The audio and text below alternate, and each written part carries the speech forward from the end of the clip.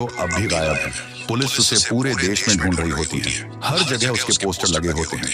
Most wanted घोषित हो चुका है।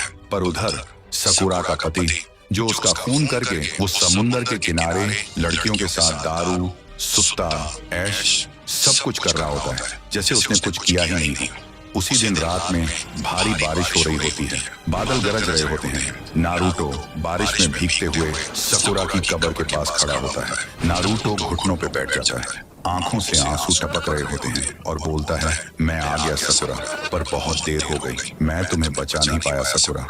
मेरे कहने पर ही तुम मेरे घर पर आकर रुकी थी और मैं तो एक निकम्मा इंसान निकला। तभी नारुतो के कानों में एक आवाज गूंजती है, सकुरा की आवाज। नारुतो, तुम्हारा कोई दोष नहीं था। तुम तो मेरी मदद ही कर रहे थे।